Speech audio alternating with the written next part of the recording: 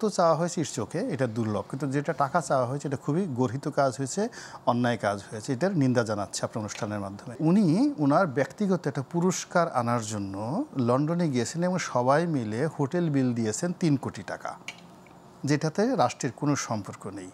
সেটা আমি গোলাম মোড়ার অনেক কাছে জিজ্ঞেস করি যে এই যে পাশে দাঁড়ানোটা কি কম হয়ে যাচ্ছে কিনা, কেন এত এটাই প্রভাব ফেলেছে কিনা। প্রথমত যে কাজটি করা হয়েছে, দুটো কাজ করা হয়েছে। এক ধরনের ভিক্ষা চাওয়া হয়েছে, সাহায্য চাওয়া হয়েছে, রক্ত চাওয়া হয়েছে ইট চোখে, এটা দুর্লভ, কিন্তু যেটা টাকা চাওয়া হয়েছে এটা খুবই গর্হিত কাজ হয়েছে, অন্যায় কাজ হয়েছে, এটার নিন্দা জানাচ্ছে আপনার অনুষ্ঠানের মাধ্যমে। দ্বিতীয় যে কাজটি করা হয়েছে সেটি হলো আবার জনরোষের ভয়ে এটাকে তুলে নেওয়া হয়েছে। এতে প্রমাণিত হয়েছে আগের যে কাজটি ছিল এই কাজটি অন্যায় করা হয়েছে। এই গেল দুটো। থার্ডলি যে কথাটি বলতে চাই যে এটা নিয়ে জনগণের মনে ক্ষোভ এই কারণে যে উনি ওনার ব্যক্তিগত একটা পুরস্কার আনার জন্য লন্ডনে গিয়েছেন এবং সবাই মিলে হোটেল বিল দিয়েছেন ৩ কোটি টাকা, যেটাতে রাষ্ট্রের কোনো সম্পর্ক নেই।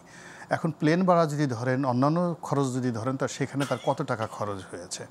তো যেখানে তার ব্যক্তিগত কাজের জন্য এত টাকা খরচ হওয়ার, এখানে এত বড় একটা দুর্ঘটনার জন্য রাষ্ট্রের অর্থের অভাব পড়লো কোথায়, এই কথাটা জানতে হবে। This is the first thing.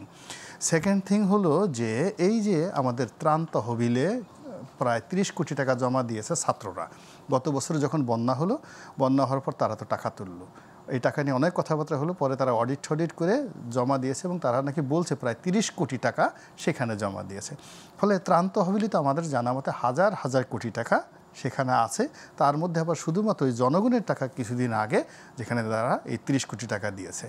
তো এই ৩০ কোটি টাকাও তো সে রাতারাতি বলতে পারতো যে আমি আজকে দিয়ে দিলাম সেখানে, সেটা না করে সে যখনই জনগণের কাছে ভিক্ষা চাচ্ছে, মানে ইজিটিস, মানে আমরা কি রাষ্ট্র হিসেবে এতটা ভিক্ষুক অবস্থায় চলে গেলাম যেখানে জিডিপি 7+ ছিল। কিন্তু সেটা যখন তুলে নেয় তার মানে তারা এটাকে আসলে ভুল হিসাবে ইয়ে করছে, সেটা কি তাদেরকে নমনীয়ভাবে দেখার সুযোগ কি রয়ে গেল না আমাদের? একটা না, কোনো নমনীয়ভাবে দেখার সুযোগ নাই, কারণ রাষ্ট্রের এই জায়গাতে বসে আসলে অপরাধ বা ভুল এগুলোকে কেউ ক্ষমা করে না। নিশ্চয়ই, এবং আমরা আপনাকে দিতে হয়, নিশ্চয়ই যে কোনো এই সময় অন্তত প্রত্যেকটা কাজই অনেক সচেতনতার সাথে, কারণ সবাই আসলে যে স্পর্শকাতর জায়গায় আছে সেটা একটা বড় ঘটনার জন্ম না দেখ, সেই আশাই আমরা সবসময়ের জন্য করি।